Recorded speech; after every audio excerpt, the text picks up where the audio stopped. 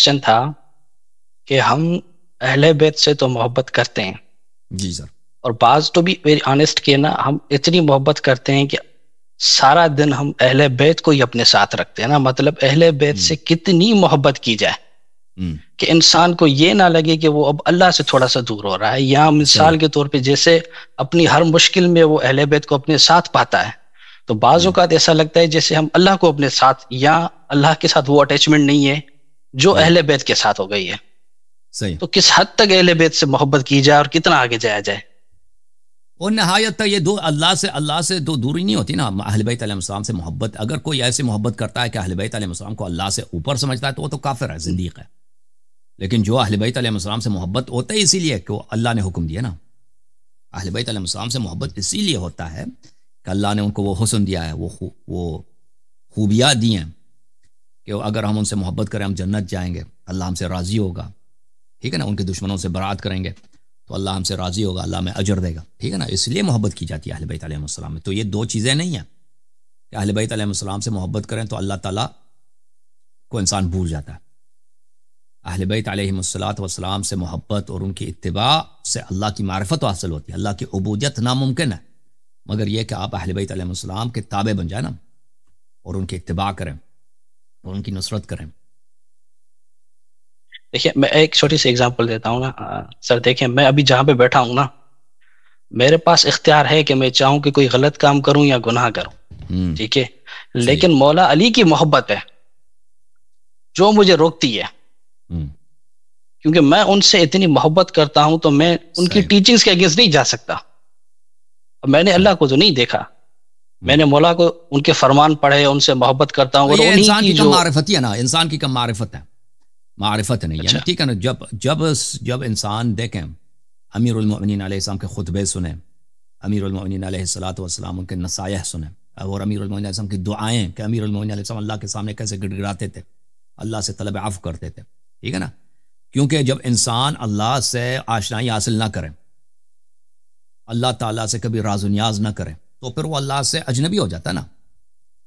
تو پھر وہ شخص کبھی اہل بیت علیہ السلام کا اس نے کبھی محبت صحیح طرح سے نہیں کیا.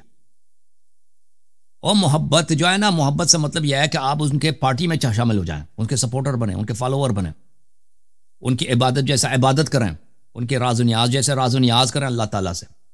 محب سے مراد یہ ہے کہ نہیں ایسے بیٹھ کے میں محبت کر رہا ہوں. کام ہی نہیں ہے کہ وہ اللہ کی کس طرح عبادت کرتے تھے، کام ہی نہیں ہے کہ وہ آپ سے کیا چاہتے ہیں نا.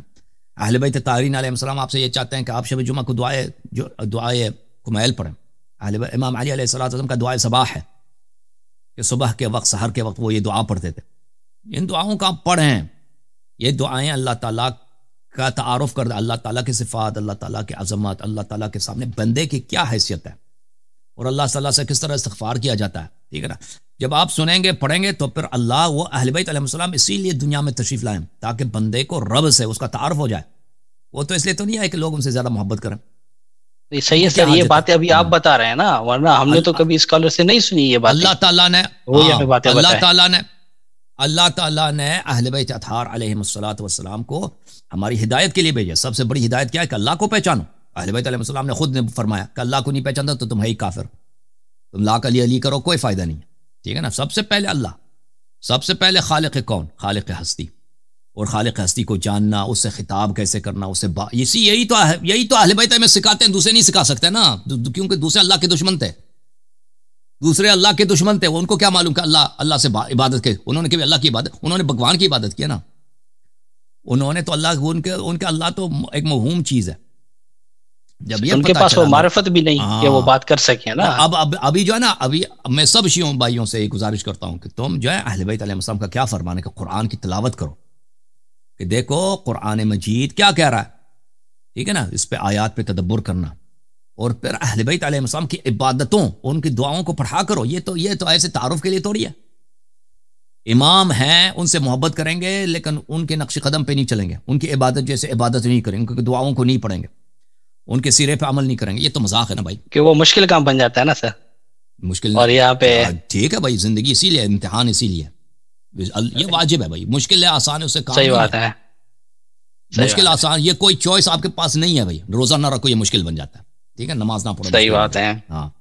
تو یہ اہل بیت علیہ السلام کے نقش قدم پہ چل، ان کی عبادت جیسا، ان کی جب آپ پڑھیں گے نا اللہ تعالیٰ کے سے راز و نیاز، اللہ تعالیٰ کے اسماء و صفات، اللہ تعالیٰ کو کس انداز سے پکارنا، یہ جو ادعیہ ہیں حضرت مولا امام سید الساجدین علیہ السلام کا صحیفہ سجادیہ میں، یا سبحان اللہ یا سبحان اللہ، یہ تو میرے پاس الفاظ نہیں، عظمت بیان کرنے، وہ خوبصورتی بیان کرنے کی، اور وہ حسن بیان کرنے کی، وہ لذت بیان کرنے کے لیے۔ اوے زندگی میں یہ کھانا کھانا، یہ چیزیں تو لذت ہی نہیں، یہ تو کچھ بھی نہیں، یہ تو لانتی ہے۔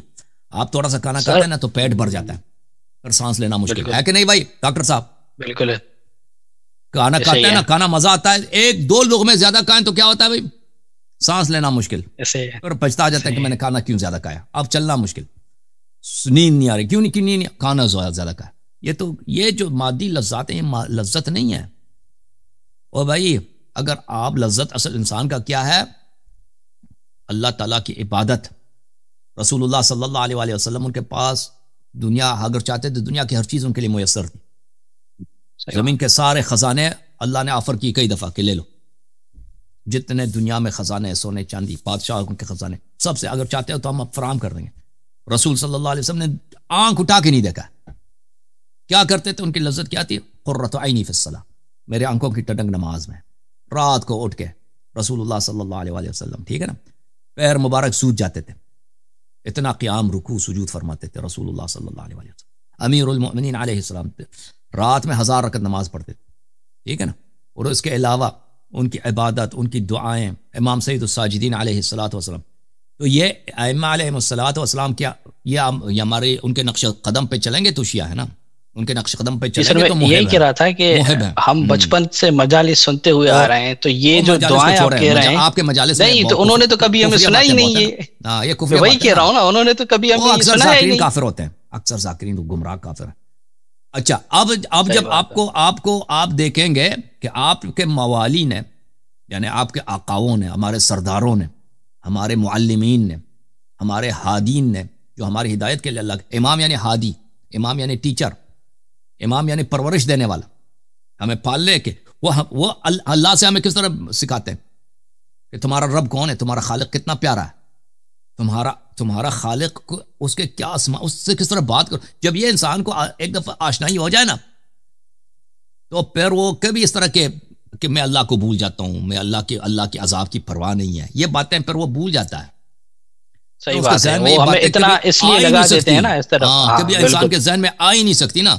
وہ ذاکرین کا دین اور ہے بھائی، مولویوں کا دین اور ہے، اہل بیت علیہ السلام کا دین اور ہے، ٹھیک ہے نا، ان کا آپس میں کچھ سملیرٹی ہے، ذاکرین کا ایک سملیرٹی ہے، کچھ مشترکات ہے، کامن چیزیں ہیں اہل بیت علیہ السلام کے ساتھ، اور علماء کا بھی یہی کچھ سملیرٹی ہے، لیکن اس میں ڈفرنس بھی بہت ہے نا۔ صحیح بات ہے، ذاکرین وہ آپ کو اتنا، وہ صرف آپ کو غالی بنا کے چھوڑ دیں گے۔ صحیح بات ہے، صحیح بات ہے، صحیح ہے۔ اللہ آپ کو عزت دے۔ ٹھیک ہے سر، بہت شکریہ آپ کا، بہت شکریہ آپ کے ٹائم، مہربانی، بہت مہربانی۔